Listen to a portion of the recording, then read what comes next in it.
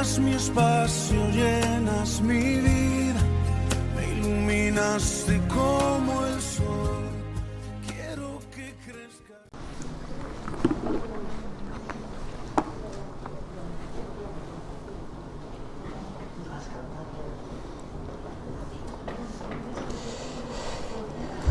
Gloria a Dios.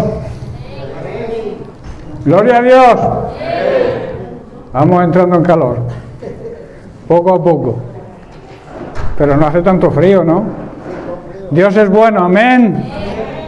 Bien, pues bienvenidos a todos un día más. Estamos en la presencia del Señor en su día para ministrar a nuestro Dios, que se merece toda nuestra administración, toda nuestra alabanza, como hemos hecho hasta ahora. La ofrenda también se la merece, porque todo le pertenece al Señor. Y ahora Él, en su misericordia y en su amor, nos va a ministrar con su palabra. Así que abrid vuestros oídos espirituales, más que los oídos físicos. Debemos abrir los oídos espirituales para que la palabra de Dios entre y produzca el efecto que Dios quiere. Así que vamos a seguir tratando el tema que llevamos ya varias semanas entre manos. Hubo un lapsus la semana pasada por la fiesta de los niños, pero hoy vamos a retomar el tema, que es la iglesia que Dios quiere que seamos en este tiempo. Un privilegio ser la iglesia de Jesucristo, ser la iglesia verdadera que sirve a un Dios vivo, un Dios real, y un Dios que te ama a ti, me ama a mí y nos ama a toda su creación. Y se le exige a la iglesia en este tiempo que cumpla con unos parámetros, con unos principios que están en su palabra, para ser la iglesia que Dios quiere que sea, la iglesia que Dios quiere que seamos en este tiempo tan difícil que nos ha tocado vivir. La Biblia dice en Apocalipsis que debemos vestirnos de lino fino, que significa el lino fino en la Biblia. Mira a ver si regular eso, Diego, que noto eco, baja la voz o haz algo.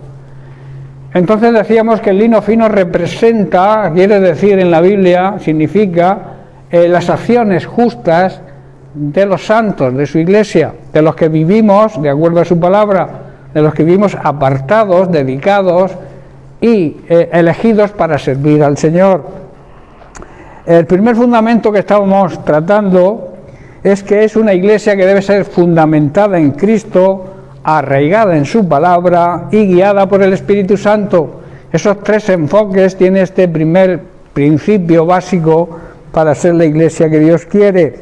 Los dos primeros ya los estudiamos y estamos en el tercero, en que la iglesia debe ser guiada por el Espíritu Santo. Vimos sus funciones y estamos tratando el fruto y las cualidades de ese fruto. Hemos estudiado lo que es el amor, que es la base, el fundamento del fruto, el gozo, la paz, la paciencia, la benignidad, la bondad, y también hemos estudiado la fe. Hemos estado estudiando 10 consideraciones importantes sobre la fe. Hemos estado 10 semanas estudiando sobre la fe. Y la última consideración, quiero repasarla, que fue la que tocamos la última vez, es que la fe verdadera sabe que Dios es fiel, confía y considera la palabra de Dios como la verdad absoluta. La fidelidad es la lealtad, es la observancia, que quiere decir el cumplimiento de la fe que alguien debe a otra persona. En este caso nosotros, esa fidelidad tiene que ser correspondida con la fidelidad que Dios tiene con nosotros, porque es un caso que es recíproco. O sea, Dios es fiel con nosotros y nosotros debemos ser fiel con Él. Por eso tenemos que reconocer que el Señor es nuestro Dios, ese Dios que servimos y en quien creemos es el verdadero Dios y no hay otro. Él es un Dios fiel, que decíamos, si recordáis, que Él cumple todas sus promesas y derrama su amor inagotable sobre los que le aman y lo demuestran. Amando a Dios se demuestra obedeciendo sus mandatos.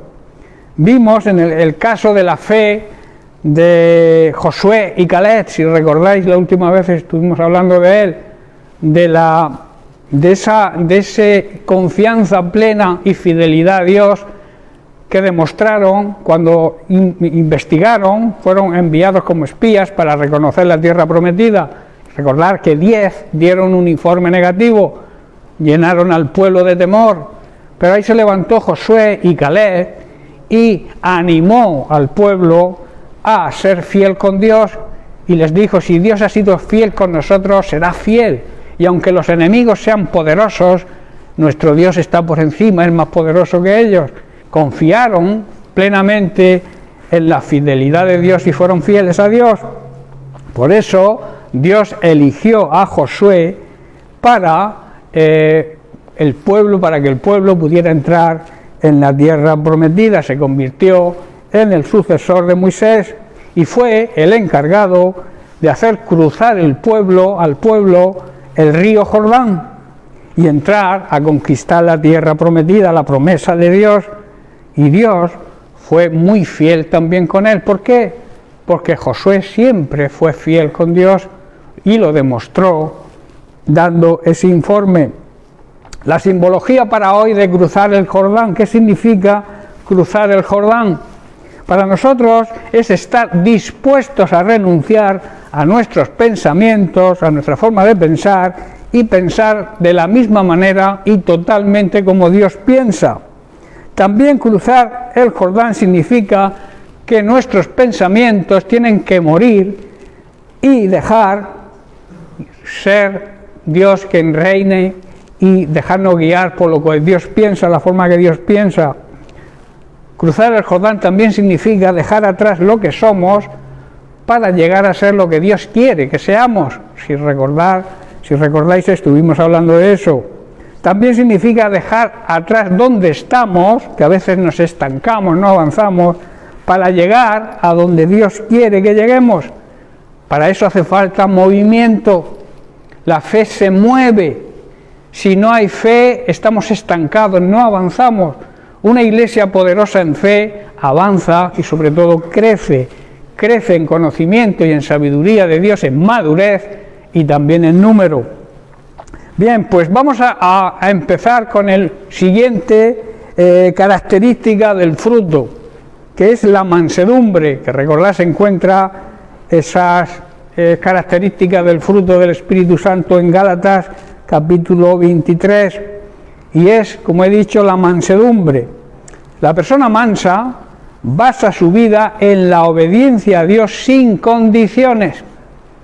La persona que tiene un espíritu de mansedumbre cree y no encuentra obstáculos cuando Dios le dice de hacer algo y le obedece sin ponerle condiciones, aceptando su soberanía. Soberano es que tiene la máxima autoridad. La mansedumbre no es falta de poder. Mucha gente cree que los mansos no tienen fuerza, pero no es así. La mansedumbre no es falta de poder.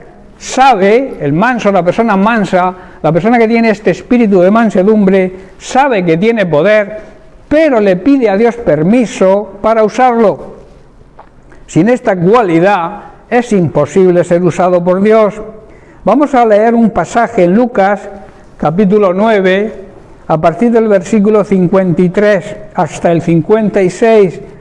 Jesús y sus discípulos quisieron entrar en una aldea de los samaritanos, pero dice el versículo 53, mas no les recibieron, porque su aspecto era de como de ir a Jerusalén.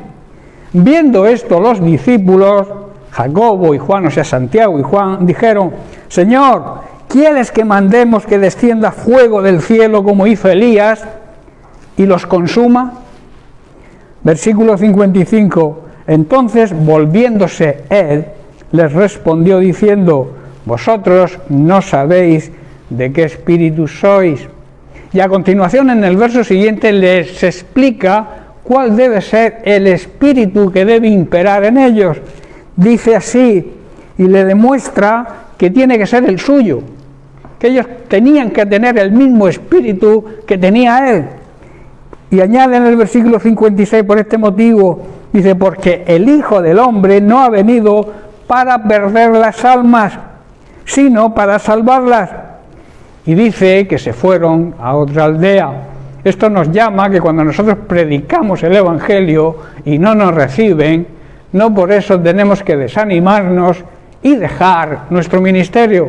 Nos vamos a otro sitio, nos vamos a otras personas. Aquí dice que se fueron a otro sitio. No nos reciben aquí, pues nos vamos a otro sitio, pero no dejaron de predicar. Esto es una enseñanza que nos transmite Jesús aquí, para que nosotros no nos desanimemos y que confiemos en que quizá en otro lugar sí nos acepten.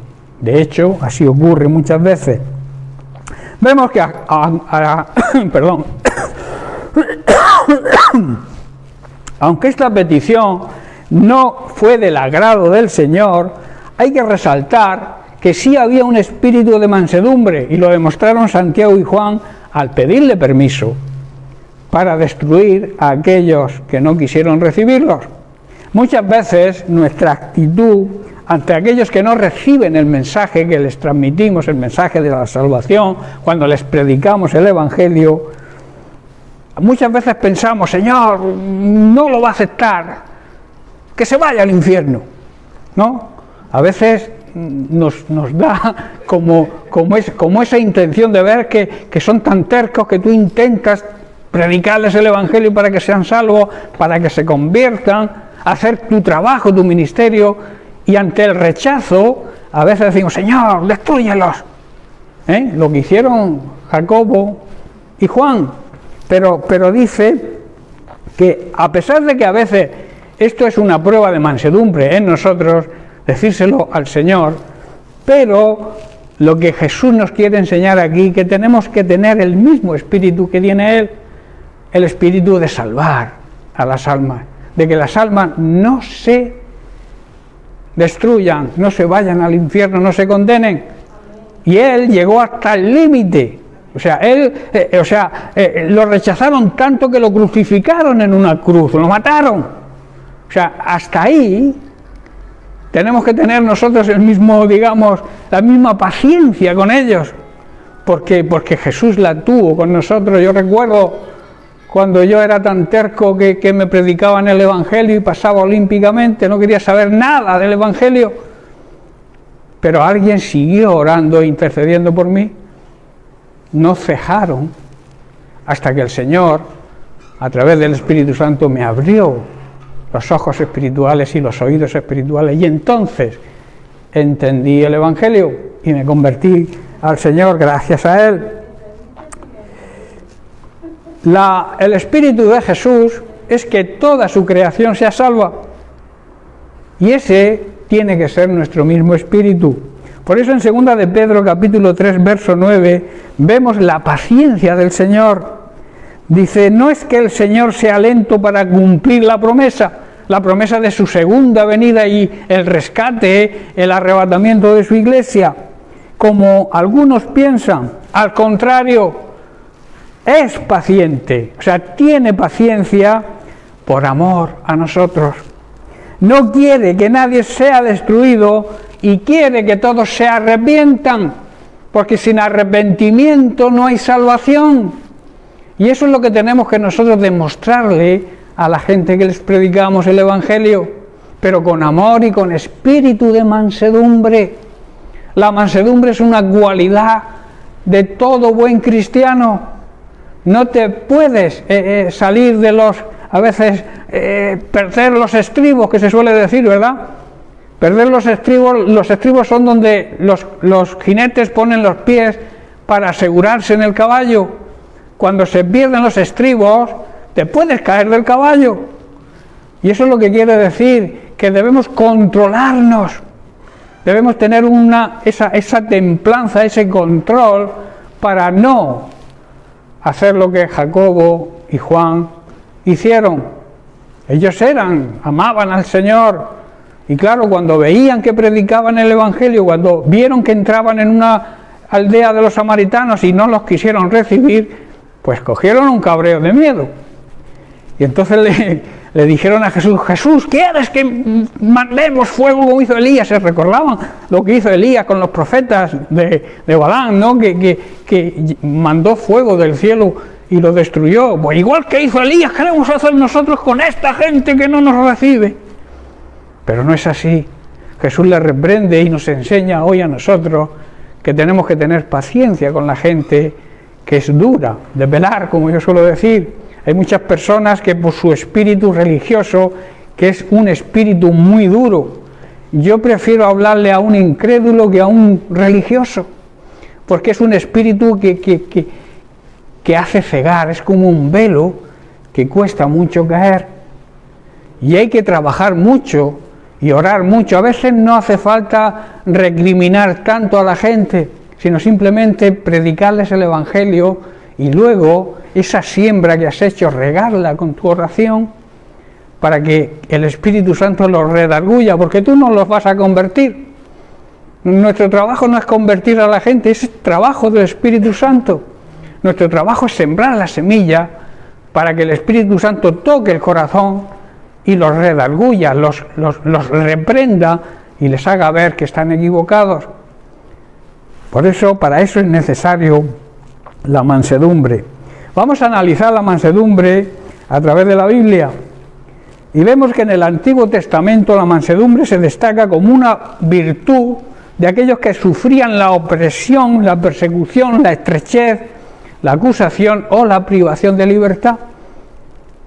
Estas personas, en vez de volverse locas y reclamar su libertad y sus leyes, lo que tenían es un espíritu de mansedumbre, aceptaban. Jesucristo fue ejemplo de mansedumbre con todo lo que le hicieron, y la palabra de Dios dice que no abrió su boca.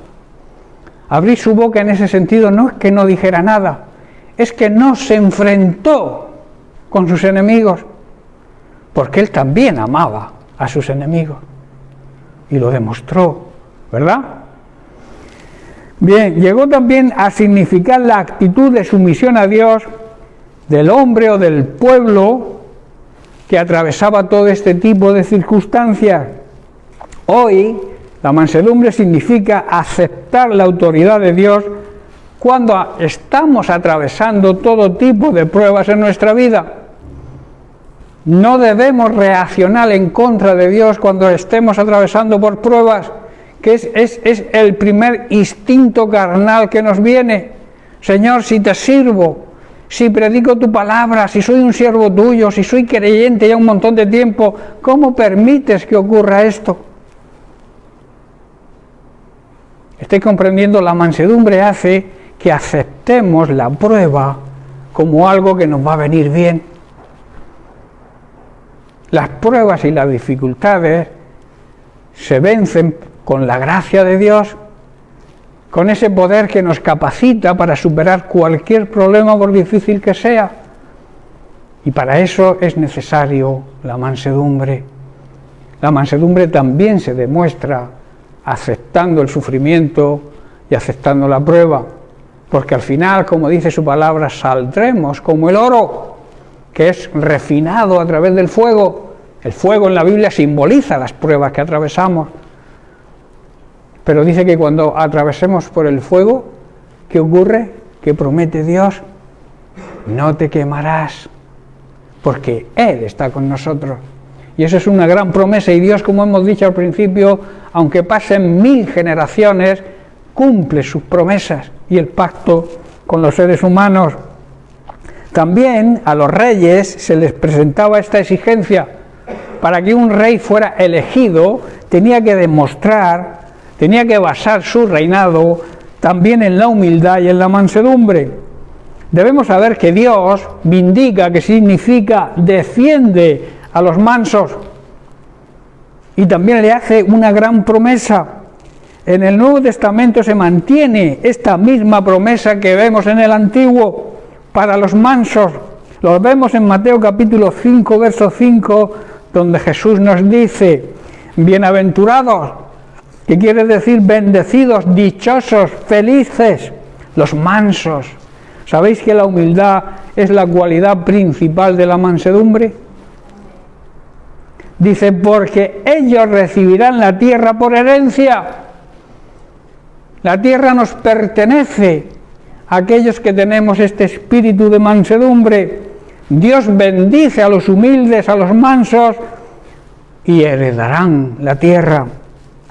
Pero subraya, se hace un énfasis grande, hay un énfasis en la disposición de aceptar a los demás con amor. A esos tercos, a esos que no quieren recibir el Evangelio, tenemos que aceptarlos con humildad y con mansedumbre, y sobre todo con el mismo amor que Dios nos aceptó a nosotros, porque nosotros somos hijos de un Dios de amor, y también debemos buscar esa mansedumbre. Se debe también dar testimonio de paz, de benignidad, de clemencia y sobre todo también de generosidad ante todos aquellos que nos rodean y sobre todo aquellos que no creen. Tenemos que tener misericordia. Él tuvo misericordia con nosotros cuando no creíamos, ¿verdad? Y nos fue dando oportunidad tras oportunidad para que nos convirtiéramos a Él, y al final nos convertimos. Pues claro, Él también quiere que el resto de la humanidad, el resto de su creación, se conviertan. Este espíritu de mansedumbre es como consecuencia y viene si imitamos a Jesús, si seguimos sus enseñanzas, si analizamos la vida, cómo se comportó Él ante todas las circunstancias que atravesó. Debemos imitarlo, y entonces si vemos y imitamos a Jesús, tendremos que imitar su mansedumbre. También la mansedumbre es un don, es un regalo de Dios. Es fruto, como estamos analizando, es fruto del Espíritu Santo que mora dentro de nosotros. Si realmente el Espíritu Santo mora en nosotros, tenemos que tener este don, este regalo de la mansedumbre. Es fruto también del amor, que recordemos que es la base del fruto. El que ama es manso, tiene mansedumbre. También es consecuencia y fruto de la respuesta nuestra a nuestro llamado. Nosotros hemos sido llamados con un plan y con un propósito. Nosotros como iglesia hoy en día se nos exige ser la luz del mundo, ser luz a los que viven en tinieblas, ser luz a aquellos que viven en pecado, no viviendo en pecado nosotros, ser luz ante las circunstancias que estamos atravesando, que los demás vean que atravesando los mismos problemas que están atravesando ellos, nosotros actuamos de forma diferente, y eso es una realidad que tenemos que demostrar.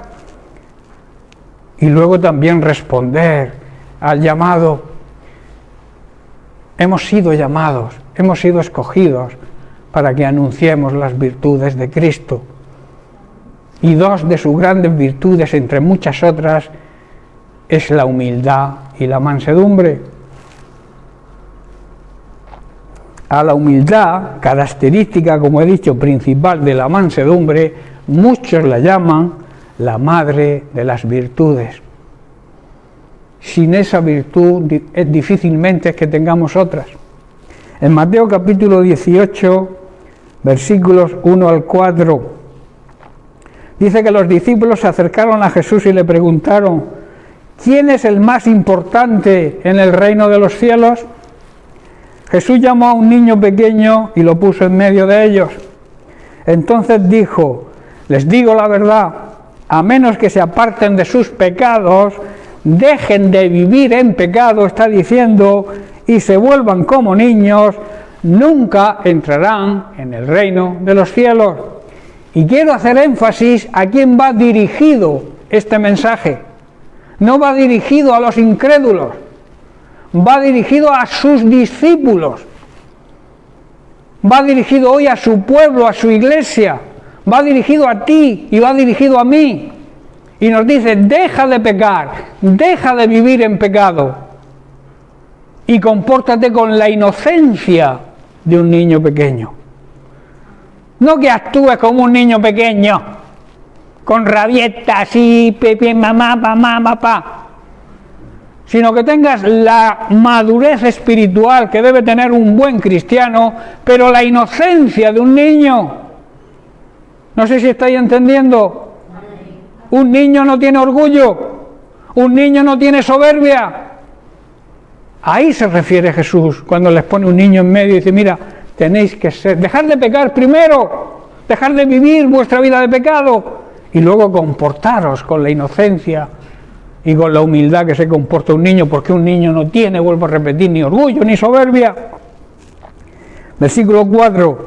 Así que el que se vuelva tan humilde como este pequeño, ese es el más importante en el reino de los cielos.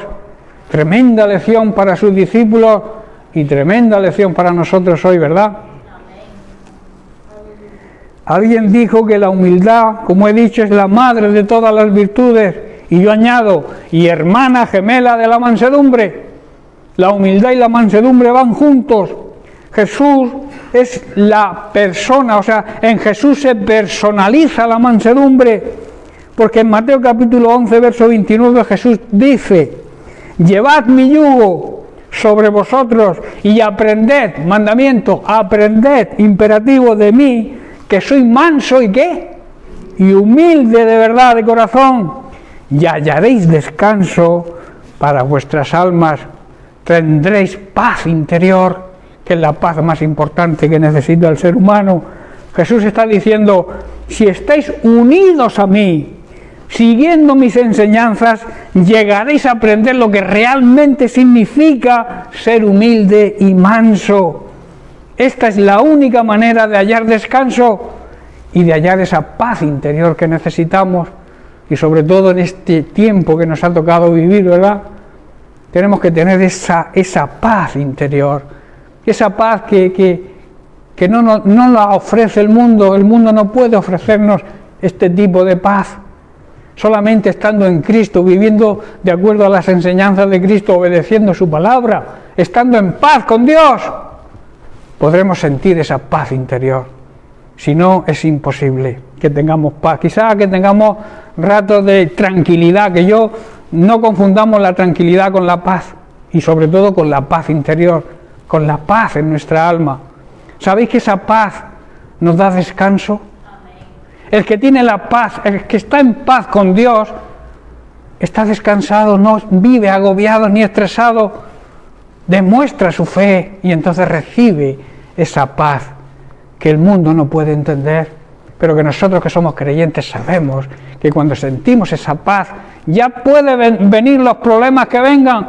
Los problemas en un momento, claro, te afectan, digamos, pero cuando tú reaccionas con esa fe que Dios nos reclama y que nos exige, esa tranquilidad, esa mansedumbre, esa paz, cualquier problema que nos venga, para nosotros no tiene importancia. ¿Sabéis lo que tiene importancia para un verdadero cristiano? Servir a Dios y servirlo bien, no servirlo a medias. Si sirves a Dios a medias, tendrás una vida cristiana a medias, mediocre. A Dios hay que servirlo de verdad y con toda nuestra fuerza, con todo nuestro ser, pase lo que pase, da igual.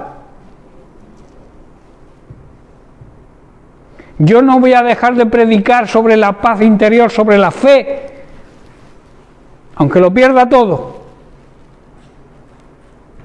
porque yo sé que lo más importante lo tengo, que es la salvación. Y no me importa lo demás.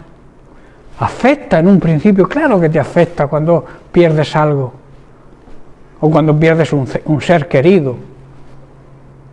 Por eso tenemos que luchar, porque cuando nuestros seres queridos se pierdan o se vayan, pero no, o sea, que no se pierdan, en realidad se van de este mundo, pero no se pierden si han aceptado a Cristo.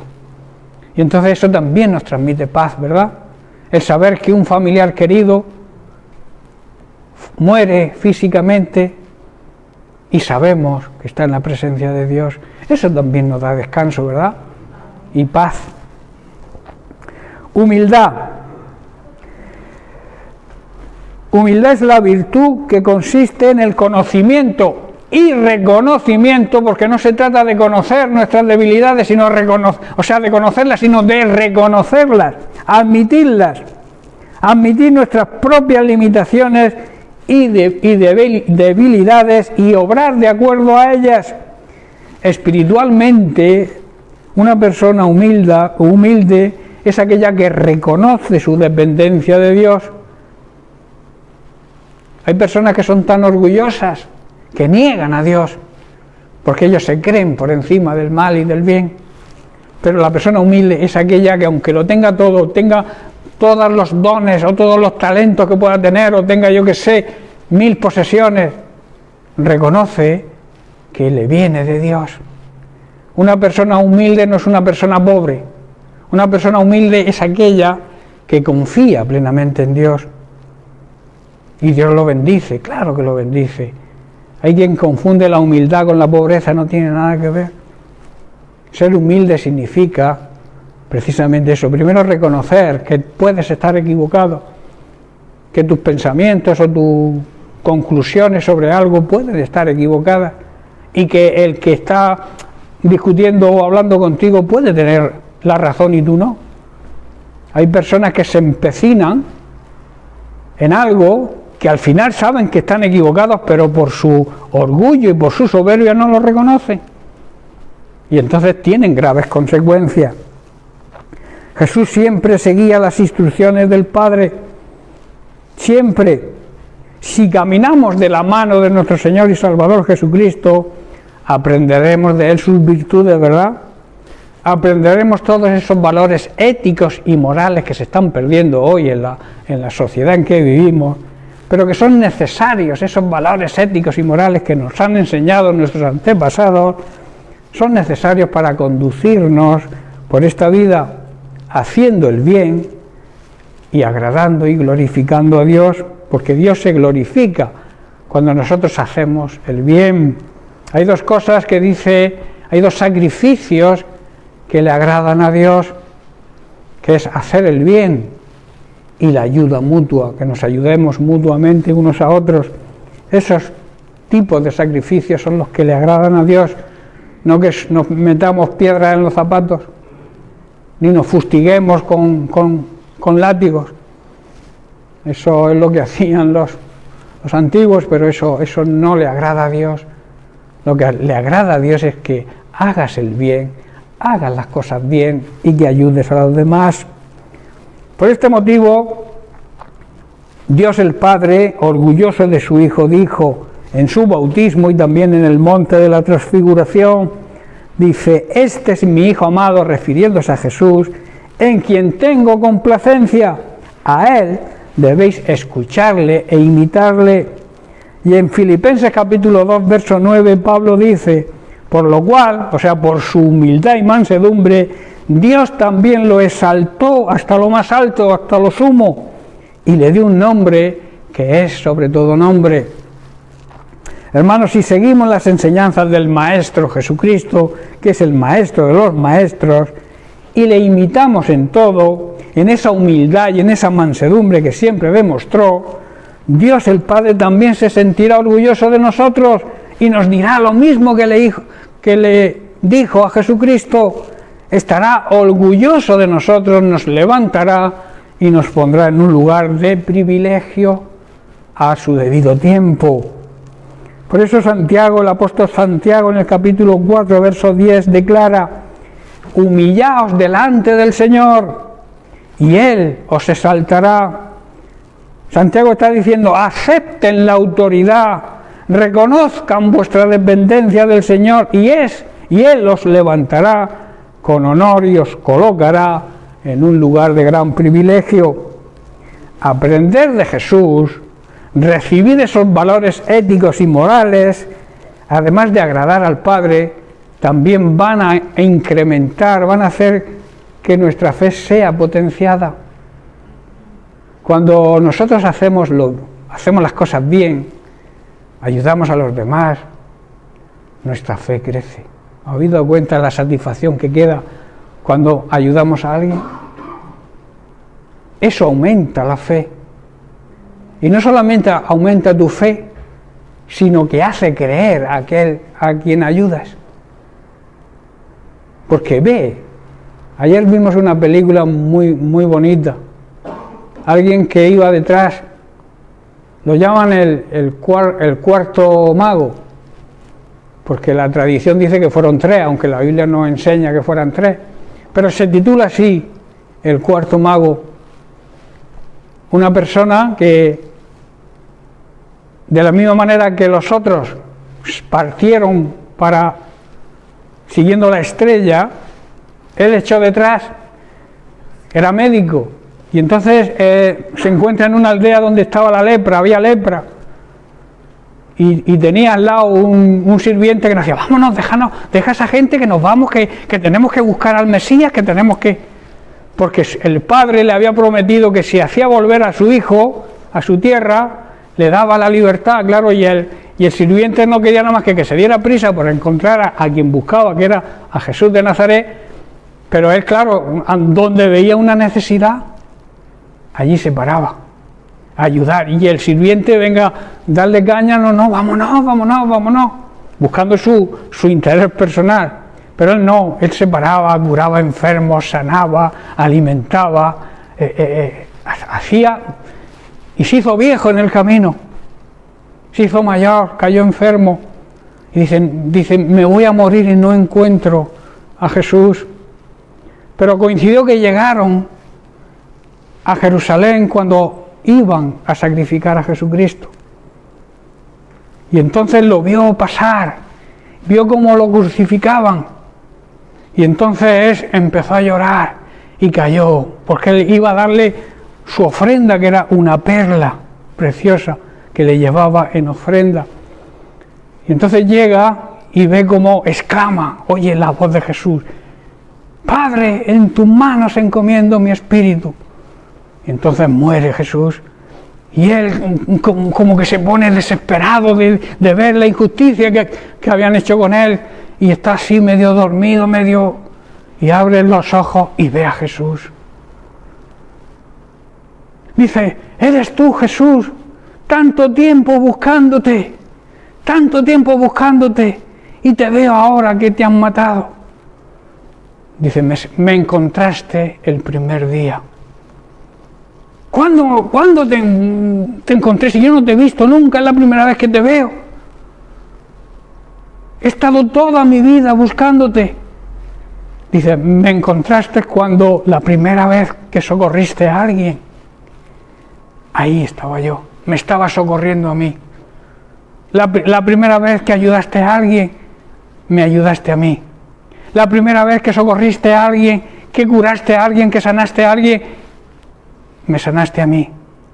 ¿Cuándo, si yo no te he visto en mi vida? Dice, cuando se lo hiciste a uno de estos mis pequeños, a mí me lo hiciste. Fue precioso, ¿verdad? A veces hay personas que andan buscando a Jesús, y buscando a Jesús está al lado nuestro quizá, en esa persona que te tiende la mano pidiéndote algo, en esa persona que duerme en la calle, aún con el frío que hace, esa persona que apenas tiene comida. Ahí está Jesús. Cuando se lo hacemos a ese tipo de personas, encontramos a Jesús. ¿Verdad? Por eso hemos sido llamados a servir a los demás y ayudar al que lo necesite. Como he dicho, la humildad y la mansedumbre son el lado opuesto del orgullo y la soberbia. Teniendo estas virtudes, sabremos perdonar a quien nos ofenda y también reconocer cuando nos equivocamos y ofendemos a otro, y por tanto sabemos pedir perdón. El manso sabe perdonar y también sabe pedir perdón. También hacen estas virtudes, la mansedumbre y la humildad, hace que reconozcamos que podemos estar equivocados. En Proverbios capítulo 3, versículo 7, Salomón escribió: no te dejes impresionar por tu propia sabiduría, en cambio, teme al Señor y aléjate del mal. Y más adelante en el capítulo 26, verso 12, también Salomón dice: hay esperanza, o sea, se puede esperar más de un necio que de aquellos que se creen sabios. Hay más esperanza en un necio, en alguien que no sabe, que no conoce, porque no haya estudiado, no haya tenido la oportunidad de estudiar, que alguien que se crea sabio. Cuando reconocemos, hermanos, y aceptamos nuestras limitaciones y debilidades, estaremos anunciando las virtudes de Cristo, que fue el propósito por el cual fuimos llamados y fuimos escogidos. Así lo afirma Pedro en su primera carta, capítulo 2, verso 9, donde dice: mas vosotros sois linaje, familia escogida, real sacerdocio, o sea, sacerdotes al servicio del Rey, nación santa, apartada y dedicada a un uso sagrado, que es servir a Dios, pueblo adquirido, comprado con la sangre de Cristo. ¿Para qué? Para que anunciéis las virtudes de aquel que os llamó, que os escogió y os sacó de las tinieblas y nos traspasó a la luz admirable, la luz de Cristo, a esa luz que Jesús mismo dijo: yo soy la luz. Y en Él se reflejan todas las virtudes de Dios. Por eso debemos anunciar las virtudes de Dios a través del ejemplo de Jesucristo. En los versículos que leímos al principio, y ante la pregunta de los discípulos, ¿quién es el más importante en el reino del cielo?, Jesús responde, y lo vuelvo a repetir porque es importante: cualquiera que se humille como este niño, ese es el mayor en el reino de los cielos. Aquel en el que la humildad y la mansedumbre hayan echado raíces. Aquel que haya potenciado estas virtudes y les pone el ejemplo de un niño.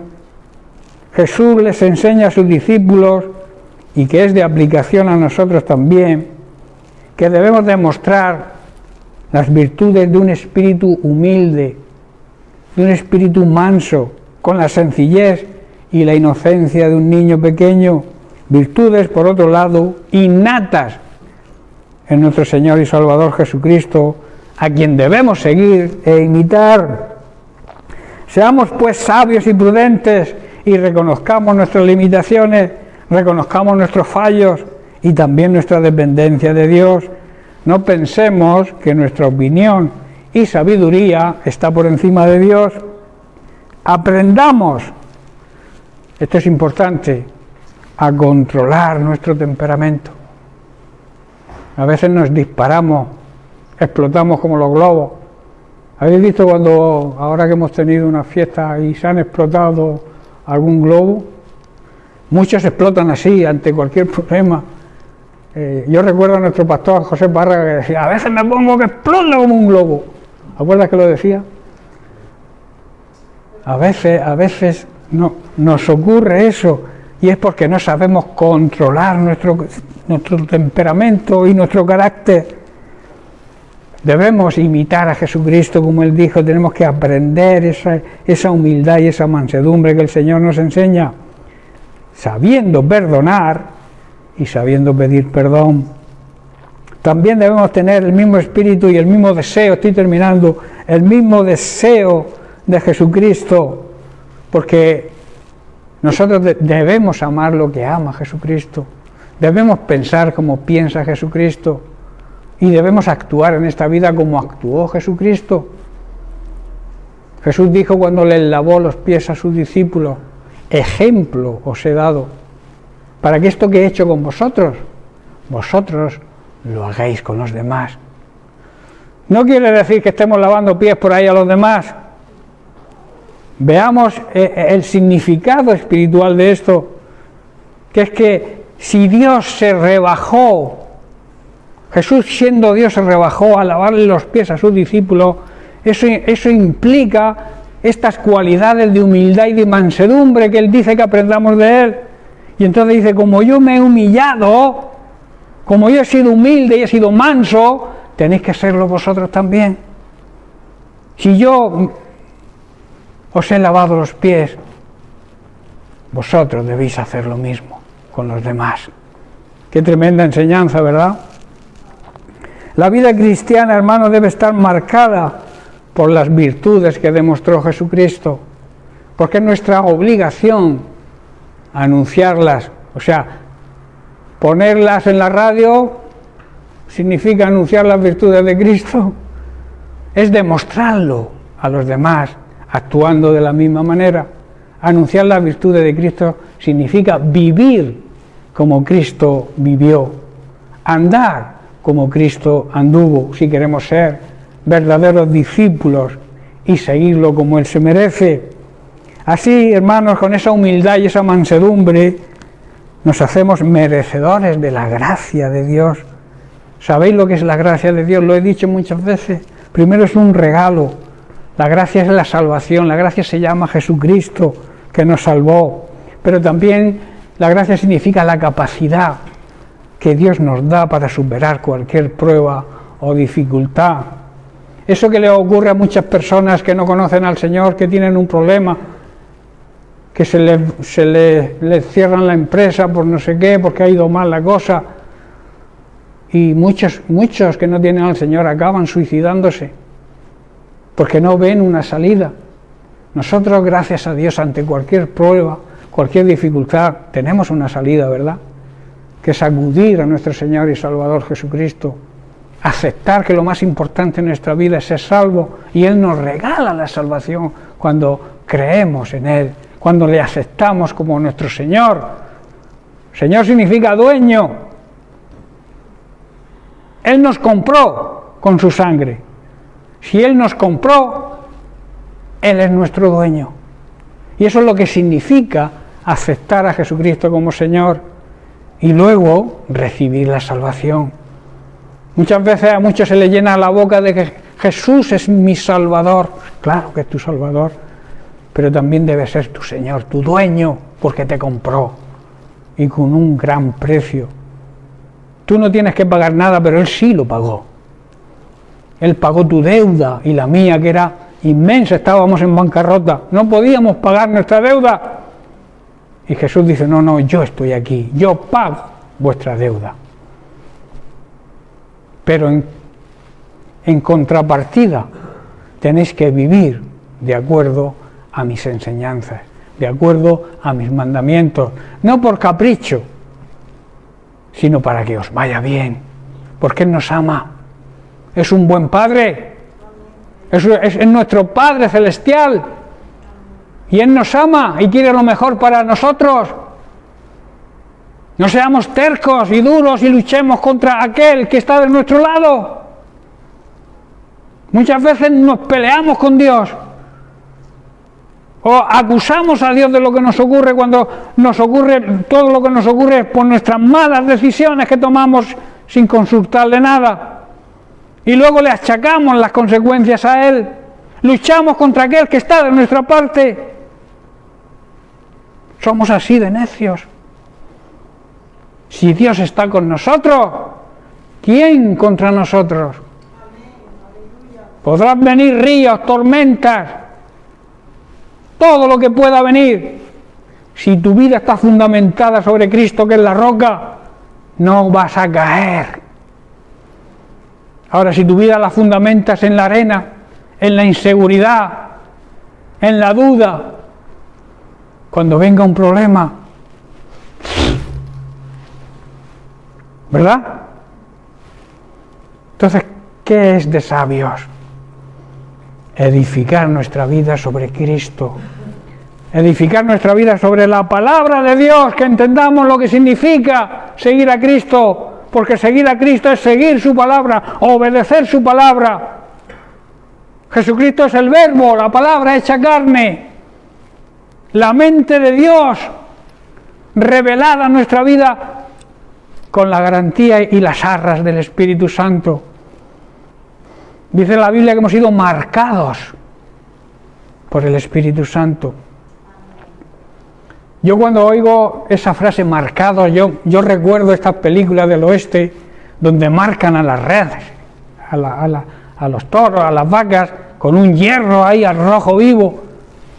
y lo marcan. Así estamos nosotros marcados por el Espíritu Santo, y todo el mundo debe ver nuestra marca, que le pertenecemos a Cristo. Llevamos la marca de Cristo. Por eso Pablo decía: llevo las marcas en mi cuerpo de Cristo. Su sufrimiento, todo lo que padeció, todo el sufrimiento, toda la vida que llevó de persecución, estaba marcada en su cuerpo. Y la gente lo veía: este es de Cristo. Esa es nuestra marca, hermanos. Por eso debemos aceptar el regalo de la gracia de Dios, y así al transmitir y al vivir las virtudes de Cristo, primero nosotros, que esa es la forma de anunciarlas. Viviendo la vida de Cristo, anunciamos sus virtudes. No que tú le digas: Jesús era manso, Jesús era humilde. No, yo soy manso, yo soy humilde porque sigo a Jesús, que era manso y era humilde. Esa es la forma de anunciar las virtudes de Cristo, hermanos. Bien, pues, que Dios les bendiga.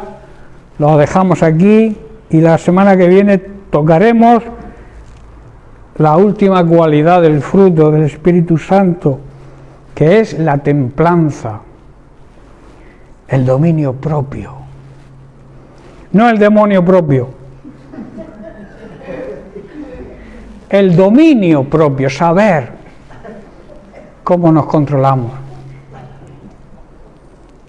Es la capacidad, y termino con esto, y os dejo ahí la puerta abierta para la semana que viene, la capacidad que tiene una persona de controlar o de equilibrar sus emociones y sus acciones. Amén. Bien, pues que Dios les bendiga, y hasta la semana que viene.